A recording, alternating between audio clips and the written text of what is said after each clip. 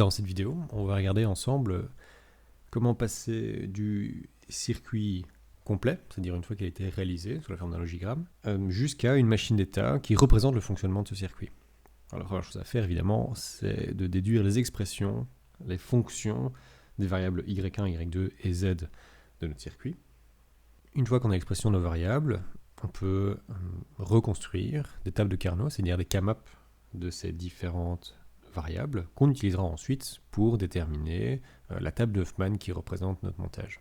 Pour remplir ces K-maps, on fait un peu la procédure inverse de ce qu'on fait habituellement, c'est-à-dire qu'on va partir de l'expression d'un n-cube, finalement de l'expression de notre variable, ici a, b, et remplir les cases correspondantes à la forme de ce n-cube de 1 à l'intérieur de la K-map. Ici, AB, par exemple, correspond à la troisième colonne de notre K-map, et on peut faire la même chose, du coup, pour tous les autres n-cubes de toutes les autres variables pour remplir 3 K-map. Une fois les K-map remplis, on peut passer à la table de Huffman. On va commencer par l'intérieur de la K-map, c'est-à-dire les grands Y1 et grands Y2, les états futurs, pour rappel. On peut remplir à l'aide des deux K-map correspondantes. Alors dans notre cas, le grand Y1 est le bit de gauche du codage de nos états, et le grand Y2 sera le bit de droite. Et donc par exemple, en haut à gauche, nous aurons 0, 1, la case juste à côté sera 0, 0, etc.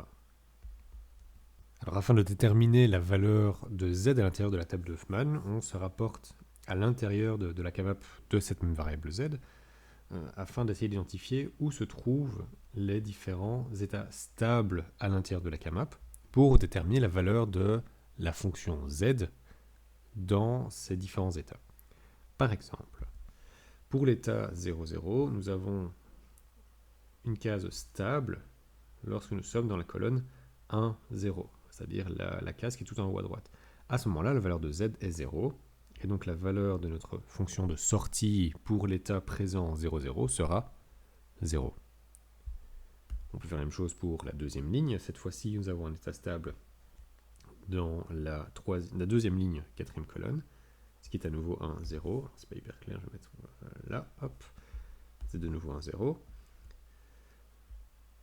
Pour la ligne suivante, c'est un petit peu particulier parce que nous n'avons aucun état stable ici.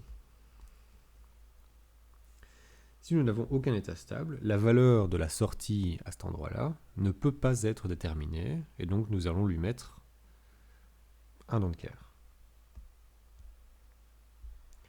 Enfin, pour la toute dernière ligne, nous avons un état stable, par exemple, de nouveau, dernière colonne, dernière ligne, la sortie vaut 1. Une fois que la table de Huffman est entièrement remplie, on peut terminer, par exemple, en représentant cette table sous la forme d'un graphe d'état. Pour rappel, on a un nœud pour chacun de nos états présents, dans lequel on indique l'état de la sortie du système, et le but sera de relier ces différents nœuds entre eux en fonction des valeurs des variables, nous indiquant vers où nous déplacer pour un état futur. On a maintenant terminé, on a réussi à représenter le circuit de départ sous la forme d'une machine d'état. Si la procédure inverse n'est pas hyper claire pour vous, je vous conseille d'aller regarder la vidéo qui parle justement de ce sujet-là.